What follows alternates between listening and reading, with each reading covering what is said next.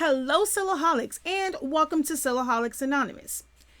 If this is your first time here, I do hope that you enjoyed the content of this video and will choose to hit the subscribe button as well as the notification bell so that you are notified whenever I release new content. If you are a subscriber, thank you for the support and welcome back. In this quick tutorial, I'm going to continue from the previous video. In the previous one, I showed you a really quick design on how, me designing a multicolor transfer that I will cut from 651. Now I'm going to show you how I set up what I like to call alignment marks on there so that I can align it all up and it, everything fits in place. Other videos you watch, they may call them registration marks, but because I teach print and cut as well, and there is a registration mark setting in Silhouette Studio, I don't want to confuse anyone. So whenever I'm doing anything when it comes to 651 or even heat transfer vinyl and I'm making my little boxes, I do not call them registration marks. You will hear me refer to them as alignment marks. So I wanted to put that little disclaimer out there. All right, let's jump right into this as far as setting it up. All right, we're going to come down and come on this side. So like I said, we already designed this. Come on, Silhouette Studio. In the previous video, so I'm not going to go over anything as far as design. Just go ahead and check out the other video. This is not printed. This will be cut on the machine from 651 vinyl in clear, red, purple, and black. Nothing is printed. The colors on here are just strictly for visual purposes, so I know what colors to put together when I go and put it on the mat. I do not use cut by color. I just send it to cut. All right.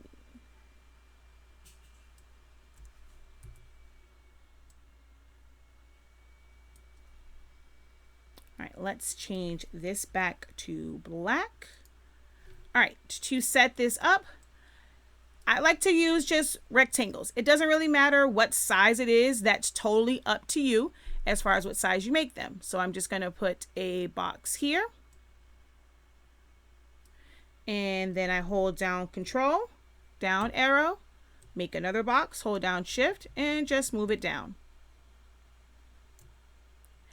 You do 2 boxes. That way, you have, you're making sure that on both ends, you're lining it up. And it makes it a little bit more accurate when you put it down versus using one single box. I mean, you can use one box. I have used it before for certain things, but when it comes to really big decals, I like to use 2 just to make sure that, I'm not off one way or the other. All right, we're going to select those. I did use Control and down arrow, so they should be lined up, but I always make sure that it is. I come over to my transform panel. The first one is a line. The middle one on horizontal is a line center. I hit that. So it did move it a little bit. And then I'm going to right click and group it together. I like to fill things with color because it makes it easier to select. And I forgot to do it for the offsets here. So I'm going to fill those with color, but I'm going to take the transparency down on it because I don't really want to see it. I just want it filled so it's easier to select. And I'm going to do the same thing for all of my clear layers.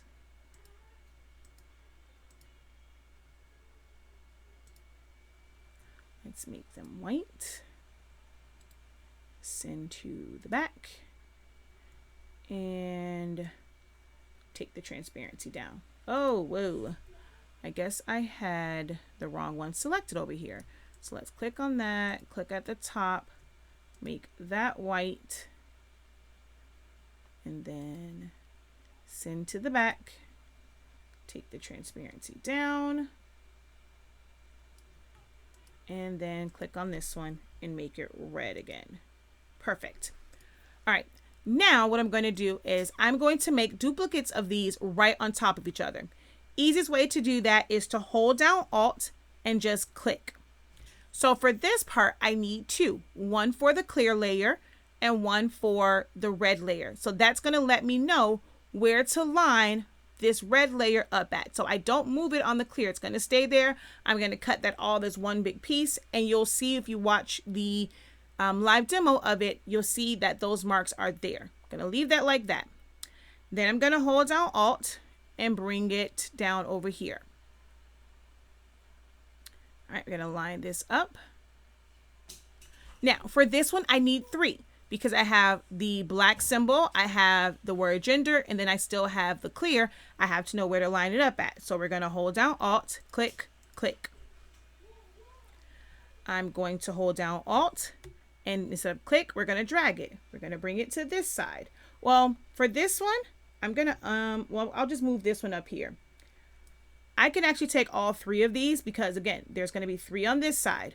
Hold down Alt, drag it over, and then just kind of put it there. Let's move this. This is very distracting. And this one I'm going to just put here, hold down Alt and click. And then we're going to take another one. I'm going to come back to my transform, go to rotate, rotate it 90 degrees.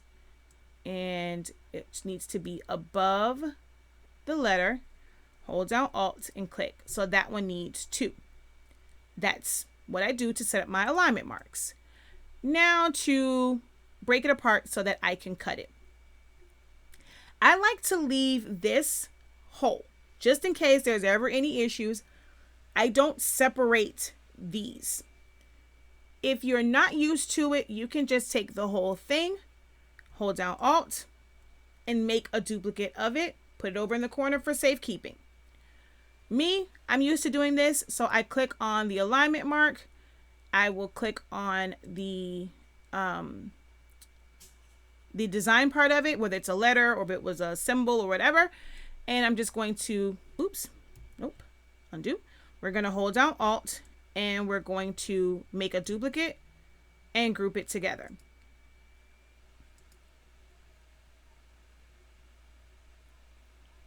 But because I created this duplication right here, for the next ones, I'm just going to separate them.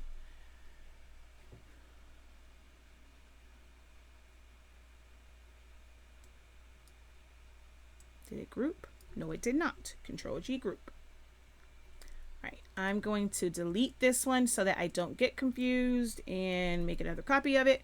All right, so now click on here, hold down Shift, click Jamal, take it up. Control G, group. Click on one of the alignment marks, hold down Shift, the symbol, move it off, group. Click on the alignment mark, hold down Shift, click on gender, Control G, group, reveal, hold down Shift, click on an alignment mark, move it down, Control G to group it, click here and here. Just showing that you can move it first or group it first, it doesn't matter. We're going to group, click here, Trinity, Control G or Command G on a Mac, and group that. Then I want to make sure that I go through and I group all of these to make sure that my alignment marks don't move. And we're going to group it. Now I'm going to set it up on my mat. So for this one, I cut it. Technically, you have to cut this with no mat because it is so long. But I did use a mat because my machine was acting crazy and it didn't want to cut properly. So I did use a mat. And even though you use a mat to put it on just to stabilize it, you still have to set it up as no mat. You load it, load mat so that it goes to the top edge. And then when you load it, you do not load it where the edge of the mat is at that blue line. You kind of eyeball it a little bit and make sure that the vinyl is at that line, not the edge of the mat. Hope that makes sense. So you still treat it like you're doing just the vinyl as far as positioning. The mat is there just to stabilize it. You still move your roller that's to the right hand side. You move it in one like you're doing it on just the vinyl whenever you're not using a mat. My transform window is up for rotate. We're just going to rotate it 90 degrees and place it there. Now, here's the thing.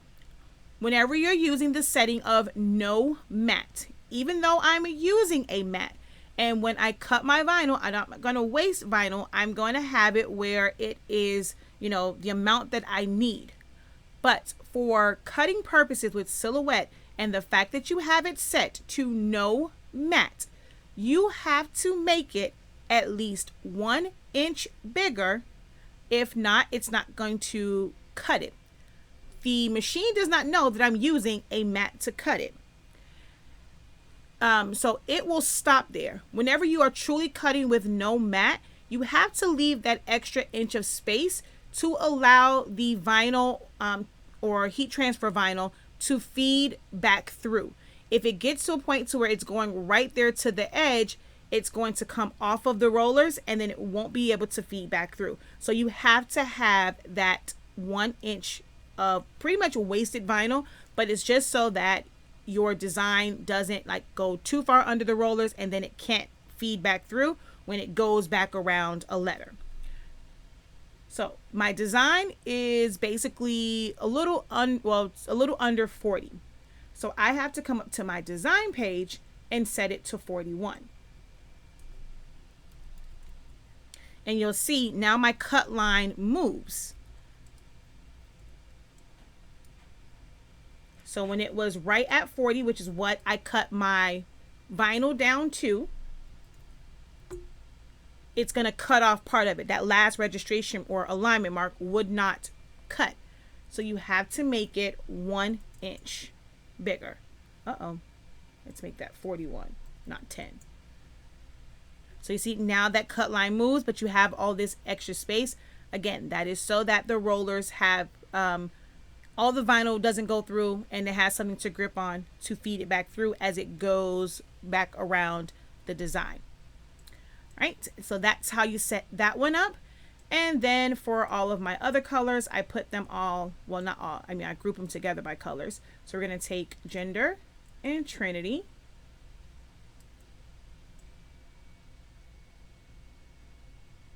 And we're going to select those, rotate 90 degrees. You can also use the handle and hold down Shift. It will also rotate it. I'm just going to do it here. And for this, I used a mat. So we're going to come back over here and we're going to choose 12 by 24 inch mat because that's the mat size that I use. And you can change the page size back down if you want to kind of go back and forth, or you can leave it as is. It's not going to cut anything there. It doesn't mean anything if you leave that like that. So I just kind of push it over into the corner and then I put a box around it.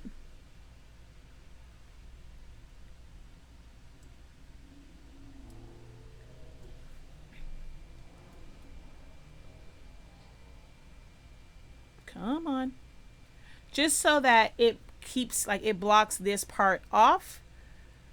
And I will have that extra vinyl. But my, the vinyl that I cut down, I won't make it this long. I would make it, well, I guess I'll change it just to show you guys what I would make, what I'll cut the vinyl down to.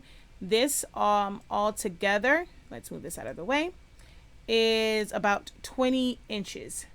Therefore, I'm going to cut my vinyl down. Normally do like a ½ an inch more, so it'll be 20.5. And I'll move my design up. If I don't want my design to be, I'll move this up. But if I don't want my design to be right close to the edge, I may go up an extra inch. So if we go 21, and that makes it to where I have a little wiggle room on the top and the bottom, and it's not right to the edge.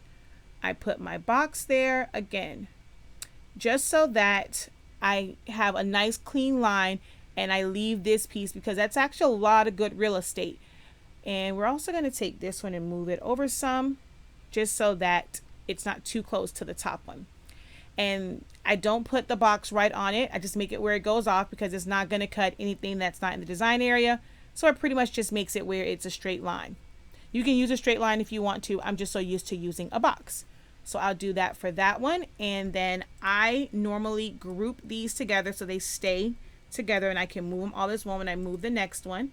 And then these we're going to rotate 90. I'm going to align them center just so I can bring them over together. I will have these all laid on top of each other and just turn the cut lines on and off for each color. That's probably going to confuse a lot of you guys, so I'm not going to do that here. And I'll just tell you to just move each one off the screen. That's why you want to group them together. That way you can move them on and off the screen together. But this is pretty much, no, not the same size. So I would cut this red one, would end up being a little bit shorter. But I'm just going to leave this like this. I'm going to hold down Shift, select this one. Oh, I forgot to group it. Group it together. And remove this here. This here. And this one. Let me zoom in. Oh, this has changed. So we're going to go back over here.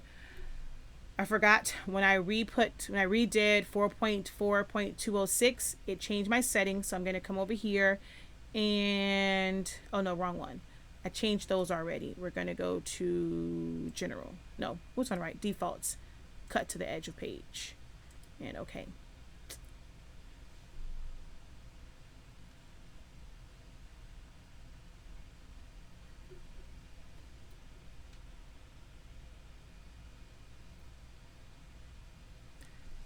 Silhouette Studio going slow. It's going to make this really, really long and way longer than a quick tutorial.